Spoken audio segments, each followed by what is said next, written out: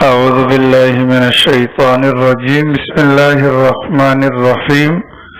الحمد لله رب العالمين الرحمن الرحيم مالك يوم الدين إياك نعبد وإياك نستعين اهدنا الصراط المستقيم صراط الذين أنعمت عليهم غير المغضوب عليهم ولا الضالين. یہ مبارک سورۃ الفاتحہ ہے اور مکہ مکرمہ کے اندر نازل ہوئی ہے. اس مبارک سورت کے اندر 7 آیاتیں ہیں اور ان کے متعلق جو تفصیلات ہیں اس کے متعلق گزشتہ کل میں نے آپ کے سامنے ذکر کیا تھا کہ وہ انشاءاللہ بعد میں بیان کی جائیں گی. ابتدا کے اندر نفس ترجمہ اور تفسیر کو سمجھ لیں تاکہ روز مرہ کے اندر جو سورہ فاتحہ کی تلاوت ہوتی ہے اس کا معنی اور مفہوم ہمارے دل اور دماغ کے اندر موجود ہو. سورۃ الفاتحہ قرآن کریم کی سب سے پہلی سورت ہے اور جب قرآن کریم کی ابتدا ہوتی ہے تو سورۃ الفاتحہ ہمیں نظر آتی ہے. اس بنیاد پر قرآن کریم کی ابتدا کے موقع پر میں نے کل آپ سے کہا تھا اپنی نیتوں کو ٹٹولنے کی ضرورت ہے. ہم نے نیت کیا کرنی ہے کہ قرآن کریم پڑھنا یہ شروع کرنا اس کا مقصد کیا ہے؟ اللہ کی رضا، نبی پاک صلی اللہ علیہ وسلم کی اتباع اور اپنی ذات کی اصلاح. اللہ کی رضا، نبی پاک صلی اللہ علیہ وسلم کی اتباع اور اپنی اصلاح، اس نیت کے ساتھ بیٹھیں گے تو یہ ہمارا بیٹھنا اللہ کی رضا کا سبب بھی ہوگا. اس قرآن سے ہمیں وہ فائدہ ہوگا کہ ہماری زندگی کے اندر پاک پیغمبر صلی اللہ علیہ وسلم کی اتباع بھی آ جائے گی اور ہماری اپنی اصلاح بھی انشاءاللہ ہو جائے گی. قرآن کریم کے اندر جو سورۃ الفاتحہ ہے اس کی پہلی جو آیت کریمہ ہے الحمدللہ رب العالمین، اس کے متعلق گزشتہ کل کچھ باتیں آپ حضرات کے سامنے بیان کی گئی تھی. اب جو دوسری آیت کریمہ ہے الرحمن الرحیم، آج اس کے حوالے سے کچھ گزارشات آپ حضرات کے سامنے کرنی ہے. بھلے آپ قرآن بند کر لیں. الحمدللہ رب العالمین کا ترجمہ ہم نے کیا تھا تمام تر تعریفیں اس پروردگار کے لیے ہیں جو سارے جہانوں کا پالنے والا ہے. الحمدللہ تمام تر تعریفیں للہ اس اللہ کے لیے ہیں رب العالمین جو سارے جہانوں کا پالنے والا ہے. یہ جو کہا گیا عالمین یہ ہے جمع، مطلب ایک نہیں ہے بلکہ ایک سے زیادہ ہے، یعنی تمام تر جہانوں کا پالنے والا اللہ ہے. مجھے اور آپ کو جہاں صرف ایک نظر آتا ہے جو یہ دنیا ہے، لیکن حقیقت کی نگاہ سے اگر دیکھا جائے تو اس ایک جہاں کے اندر بھی بے شمار جہاں ہیں. انسانوں کا جہاں الگ ہے، جنات کا جہاں الگ ہے اور اپنا دیگر مخلوقات کا جہاں الگ ہے. پھر یہ زمین کے اوپر کا نظام ہے، زمین کے نیچے سمندر کے اندر ایک بہت بڑی کائنات ہے. جس طریقے سے ہمیں زمین کے اوپر نظر آتا ہے کہ درخت ہیں، پہاڑ ہیں اور نہ جانے کیا کیا چیزیں ہیں، سیم یہی کنڈیشن سمندر کی تہ کے اندر بھی موجود ہے. جو لوگ سمندر کا سفر کرتے ہیں، جن کو سمندر کی تہ دیکھنے کا اتفاق ہوا، وہ بتلاتے ہیں کہ انسان جب نیچے جاتا ہے تو دھنک رہ جاتا ہے. اس کائنات کے مقابلے میں کئی گنا بڑی کائنات وہ ہے جو اللہ نے زمین کے اندر یعنی سمندر کی تہ کے اندر رکھی ہے. رنگ برنگے طرح طرح کے جانور ہیں، طرح طرح کی مخلوقات ہیں جو سمندر کے نیچے ہیں.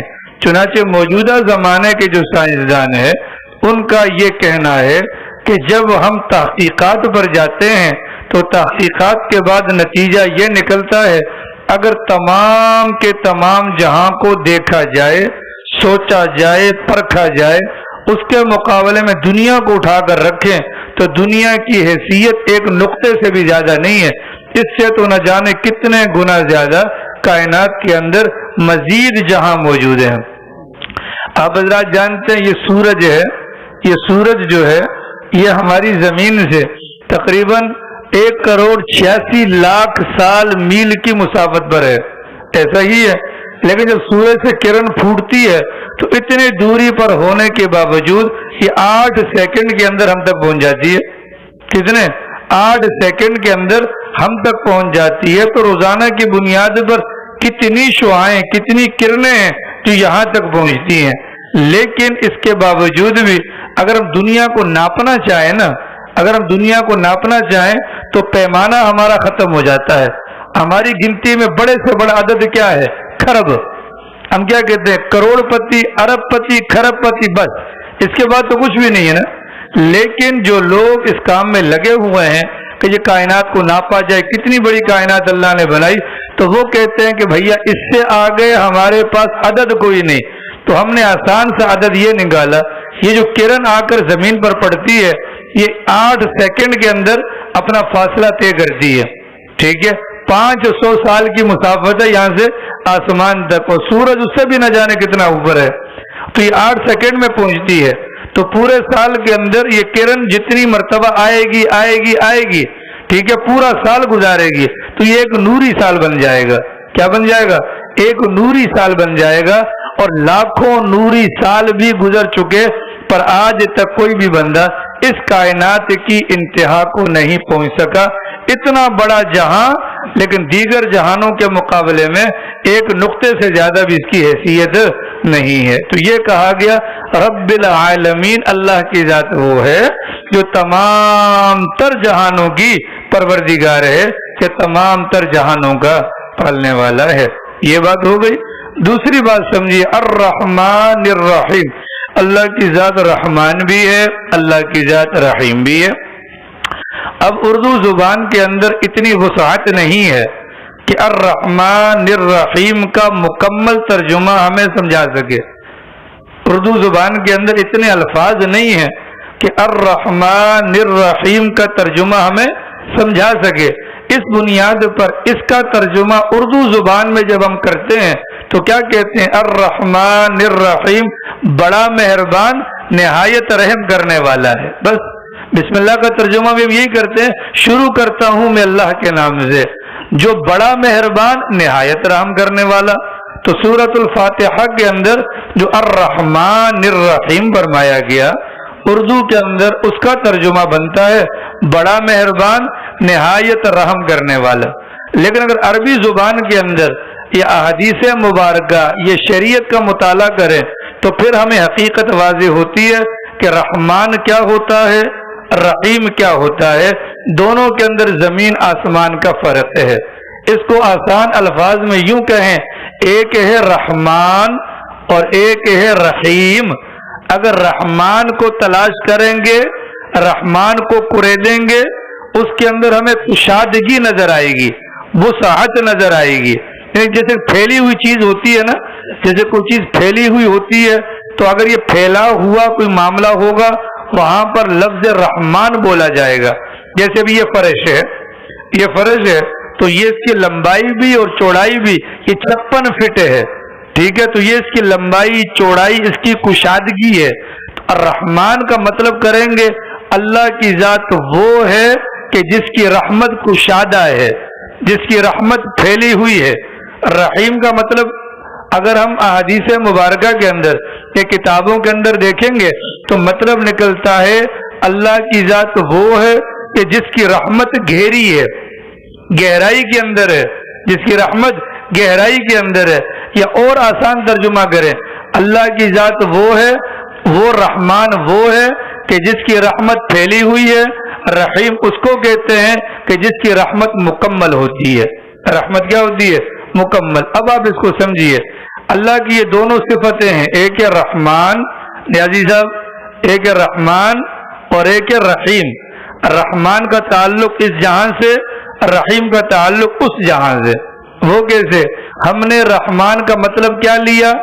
اللہ کی ذات وہ ہے جس کی رحمت پھیلی ہوئی ہے۔ تو دنیا کے اندر اس دنیا کو آپ اللہ میاں کا دسترخوان سمجھیں۔ اللہ میاں کا کیا سمجھیں؟ دسترخوان سمجھے کہ ساری دنیا اس دسترخوان سے کھاتی ہے، اس میں کافر بھی کھا رہا ہے، اس میں مسلمان بھی کھا رہا ہے، وہ بھی کھاتا ہے جو اللہ کے وجود کا انکار کرتا ہے۔ وجہ اللہ کی رحمت دنیا کے اندر پھیلی ہوئی ہے، اس کے اندر کافر بھی آ گئے اور اس کے اندر مسلمان بھی آ گئے۔ لیکن آخرت کا معاملہ ہوگا تو آخرت کے اندر کافر کو کخ بھی نہیں ملنا، وہاں ٹوٹل معاملہ ہوگا ایمان والوں کا۔ تو دنیا میں اللہ کی صفت رحمان کا مظاہرہ کہ پوری دنیا کے کافر بھی مسلمان بھی اللہ کے اپنے بھی پرائے بھی دوست بھی دشمن بھی سب کی سب پر اللہ کی رحمت یکساں طور پر وسعت کے ساتھ پھیلی ہوئی ہے۔ لیکن آخرت کے اندر تو کافر کو کچھ نہیں ملنا، تو کامل رحمت آخرت میں اللہ ایمان والوں کو دیں گے۔ کس کو دیں گے؟ گہری گہری رحمت ایمان والوں کو دیں گے۔ ایک بندہ آئے گا کچھ بھی نہیں ہے اس کے پاس اعمال، ٹھیک ہے، یہ بھی خالی ہے، زمین بھی اس کی مخالفت میں گواہی دیتی ہے، اعضاء بھی مخالفت میں گواہی دیتے ہیں، دوست یاروں نے بھی مخالفت میں گواہی دی، ایک انبار ہے گناہوں کا، ٹھیک ہے، یہاں سے تو نہیں بچ پایا۔ اب اللہ کے نبی کی باری آئے گی، اللہ کے نبی سفارش کریں گے، اللہ کے نبی کی سفارش پر بھی وہ بندہ بخشا نہیں گیا، گناہ بہت زیادہ ہیں۔ پھر اللہ کی ذات 3 لپیں بھریں گی، جیسے ہوتی ہے نا اپنا کیا بولتے ہیں، ہم تو بک بولتے ہیں اس کو، مٹھیاں بھر بھر کے لوگوں کو جہنم سے نکال کر جنت کے اندر ڈالیں گے۔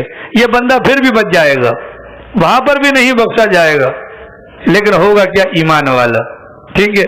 اس بندے کا عمل کوئی نہیں ہوگا، پریشان ہوگا بازار کے، اب تو جہنم کا دروازہ بند ہوگا، تو میں گیا سو گیا۔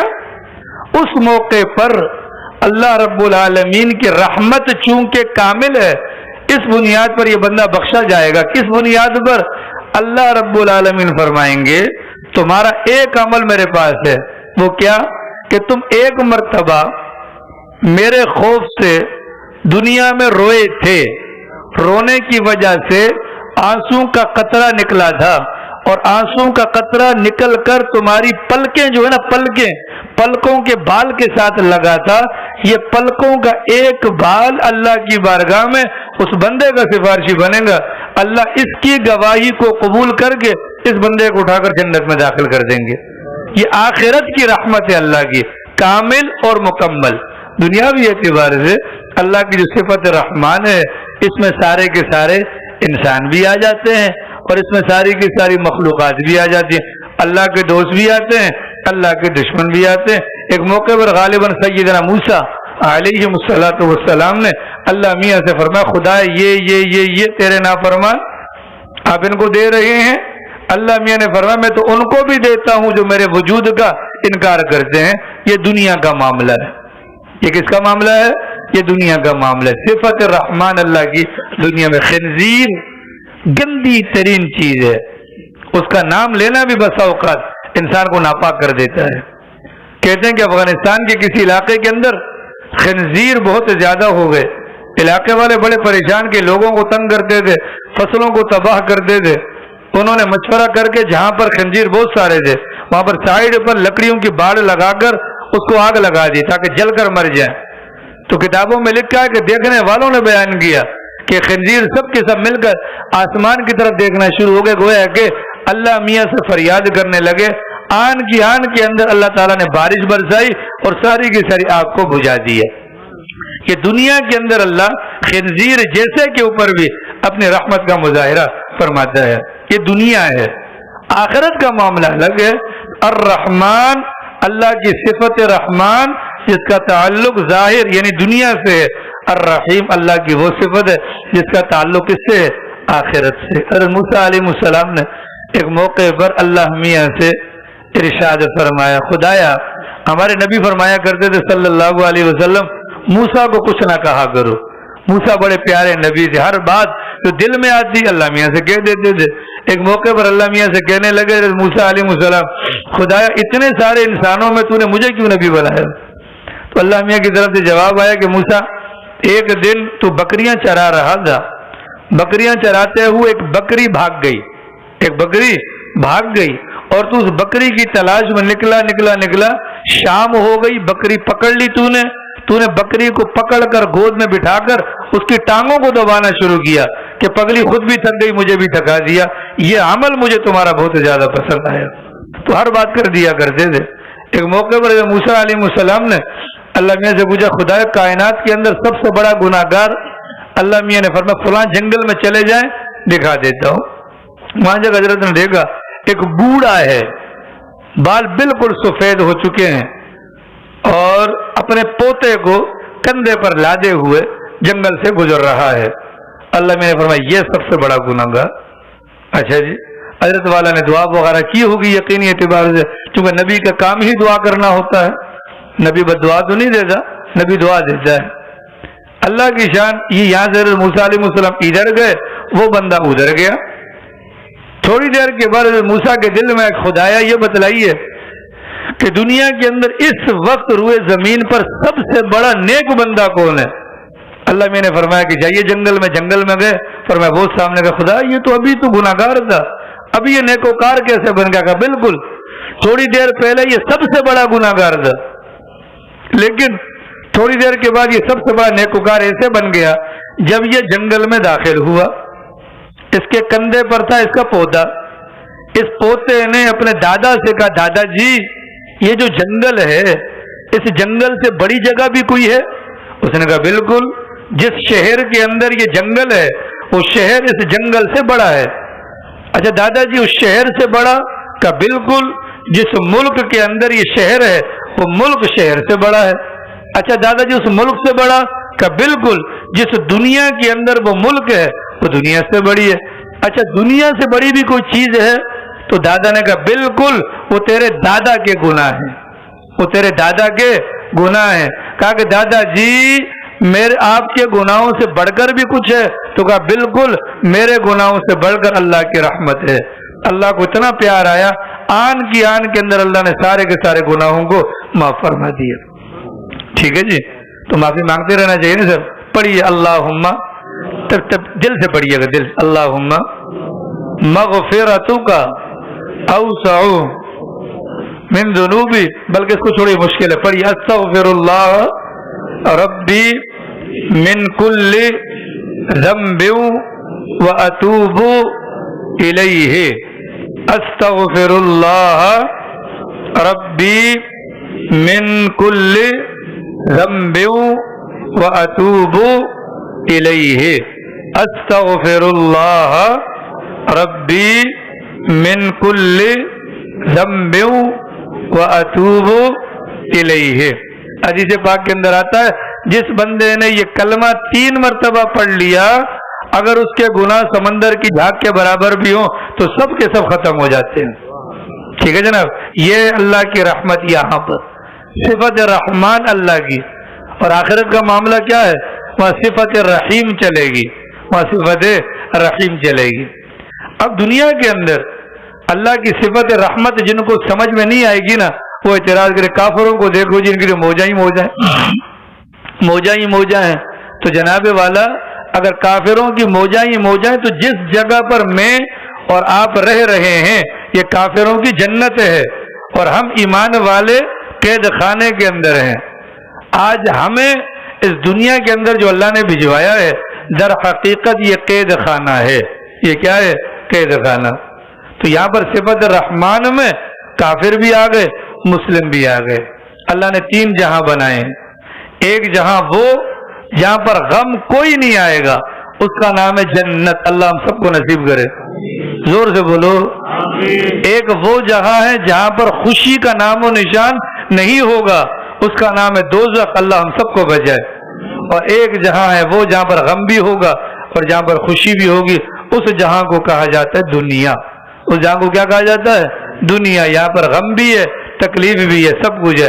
الرحمن صفت رحمان، الرحیم آخرت کے اعتبار سے، تو یہ دونوں صفات کا ظہور اللہ رب العالمین فرماتے ہیں۔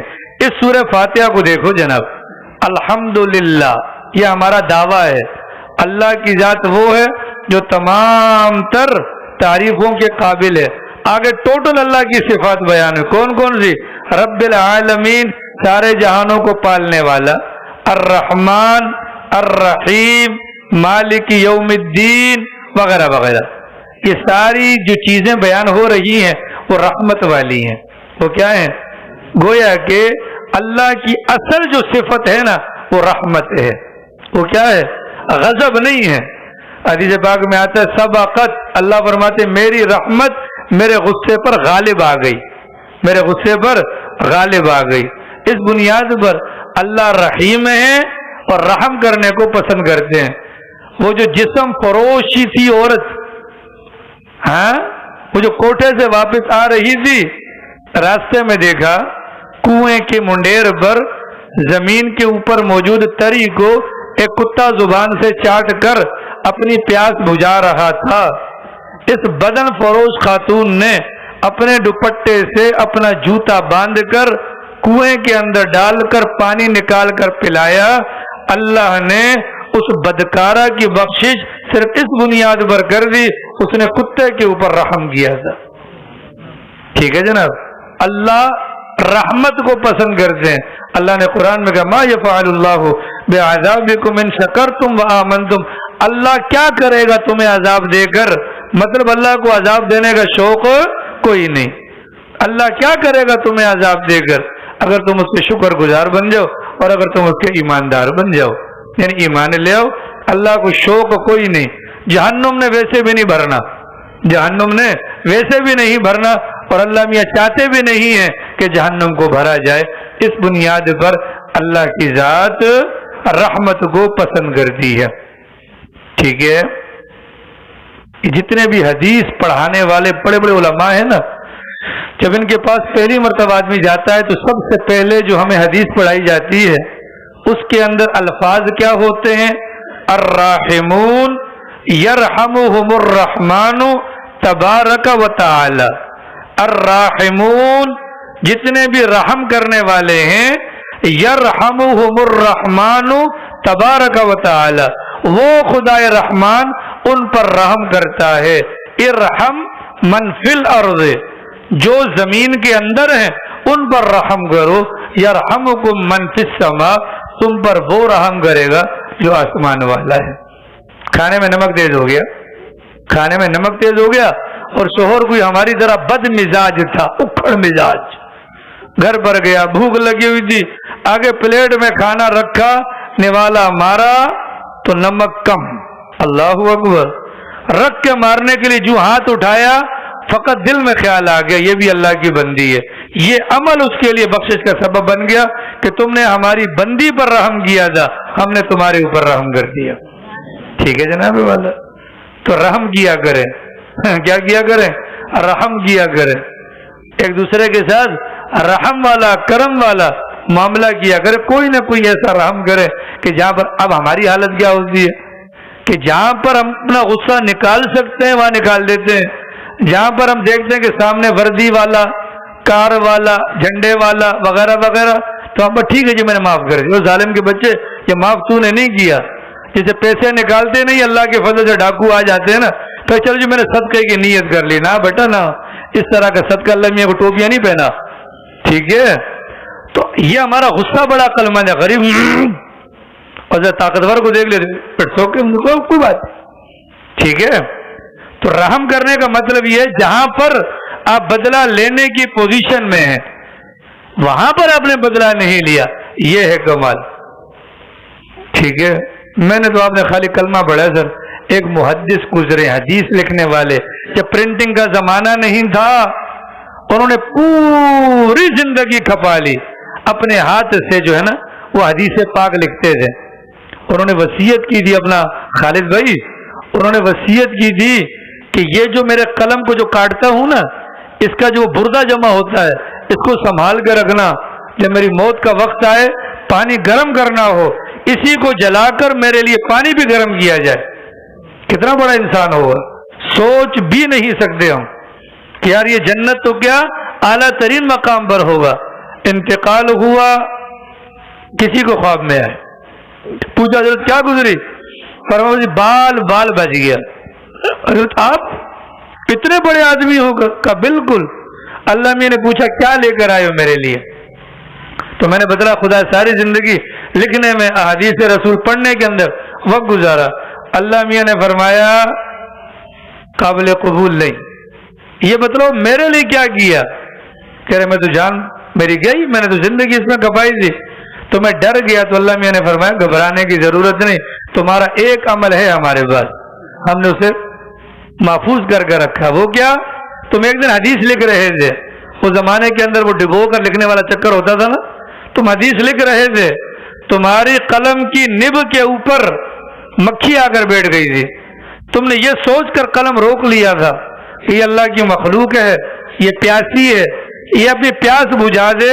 اس عمل کے اندر جو تمہارا اخلاص تھا نا وہ ہمیں بڑا پسند آیا. آج ہم تمہیں جنت میں بھجوائیں گے، اس کام کی وجہ سے نہیں، اس کام کی وجہ سے. آج کل تو آپ دیکھیں ویڈیو، اس میں نے ایک ویڈیو دیکھی، وہ بلی کو جو ہے پکڑ کے گھما رہے. تم سے یار حد ہو گئی ہے خدا کے بندو. کتوں کے ساتھ، کتوں کو چھوٹے چھوٹے بچے پتھر مارتے ہیں، یہ اللہ کی مخلوق ہے. ان کے ساتھ رحمت والا معاملہ کیا کرے. کیا کیا کرے؟ رحمت والا. اللہ خود بھی رحیم ہے، رحمت کو پسند بھی کرتا ہے. اور اللہ دوسروں کے متعلق بھی سبق ہمیں سورہ فاتحہ میں یہی دیتا ہے کہ رحم و کرم کا معاملہ فرمایا کرے. مدر خان جدوئی رحمت میں دیکھ رہا ہوں 26 منٹ ہو گئے، انشاءاللہ پورے 40 منٹ کروں گا انشاءاللہ. ٹھیک ہے، رحمت والا معاملہ کیا کریں. کس والا؟ رحمت والا. اب تو ٹولتے رہے اپنے من کو، کہاں کہاں ہم نے بے رخی بے رحمی والا معاملہ کیا ہے. اگر کیا ہے اللہ میری توبہ. کیا کر رہے ہیں؟ اللہ میری تو آئندہ رحم کرنا ہے. جناب گھر پہ گلاس ٹوٹ جائے، گھر میں گلاس ٹوٹ جاتا ہے نا، بیگم سے سالن بھی ضائع ہو جاتا ہے نا، ہو جاتا ہے کہ نہیں؟ خدا کی قسم میری اور آپ کی جنت اور دوزخ ہمارے گھر کے اندر موجود ہے. ٹھیک ہے. ایک نماز کے بارے میں سرکار نے بڑی تاکید کی، امت نماز نہ چھوڑنا، نماز نہ چھوڑنا، نماز نہ چھوڑنا. دوسری بات عورتوں کے بارے میں اللہ سے ڈرو، عورتوں کے بارے میں اللہ سے ڈرو، عورتوں کے بارے میں اللہ سے ڈرو. ٹھیک ہے. ہم گھر والی کے ساتھ ظلم و زیادتی کرتے نا، اللہ ہم سب کو اپنی پناہ میں رکھے. دیکھو ہماری بیگم کسی کی بیٹی ہے، ہماری بیگم کسی کی بہن ہے. آج میں جو کچھ کروں گا اپنی بیوی کے ساتھ، کل میری بہن کے ساتھ بھی اس کے گھر پر وہی ہوگا، اور کل میری بیٹی کے ساتھ بھی اس کے گھر پر وہی ہوگا. جو بوئیں گے وہ کاٹا جائے گا، جو بوئیں گے وہ کاٹا جائے گا. تو بیویوں کے ساتھ سختی کر کے ہم اپنی عاقبت کو برباد کرتے ہیں. یاد رکھیے گا. اس بنیاد پر جنت اگر ڈھونڈنی ہے تو بھی گھر پہ مل جائے گی، والدین کی صورت میں، بیوی بچوں کی صورت میں. اور دوزخ اگر ڈھونڈنی ہو تو وہ بھی گھر کے اندر مل جائے گی. آج لوگ جاتے ہیں جی فلاں جگہ جا رہے ہیں، کیا ہو رہا ہے جی؟ وہ فلاں بندے سے وہ کرنا ہے جی. ہم آپس میں دوسروں سے دعاؤں کی درخواستیں کرتے رہے، دعا کیجئے گا اللہ راضی ہو جائے، دعا کیجئے گا جنت مل جائے. جوان کے بچے، ہماری جنت تو گھر کے اندر ہے. ماں کے قدموں کے نیچے جنت ہے کہ نہیں ہے؟ بولو ہے کہ نہیں ہے؟ اور حدیث پاک کے اندر آتا ہے کہ جو بندہ اپنے والدین کو راضی کر لے تو جنت کا دروازہ تو سیدھے کھل جاتا ہے. پھر کیوں ٹینشن لیتے ہیں دائیں بائیں در بدر گھومنے کی؟ اس بنیاد پر یاد رکھیے گا الرحمن الرحیم، اللہ کی ذات وہ ہے جو بڑی مہربان اور نہایت رحم کرنے والی ہے. رحمان یہاں پر، رحیم کا مظاہرہ انشاءاللہ وہاں پر ہوگا. دعا کیا کرے اللہ ہمیں یہاں پر بھی اللہ اپنی صفت رحمان سے استفادہ کرنے کی توفیق دے، اور آخرت کے اندر اللہ کامل اور مکمل طور پر اپنی صفت رحیم سے فائدہ حاصل کرنے والا بنائے. اللہ پاک توفیق عمل نصیب فرمائے.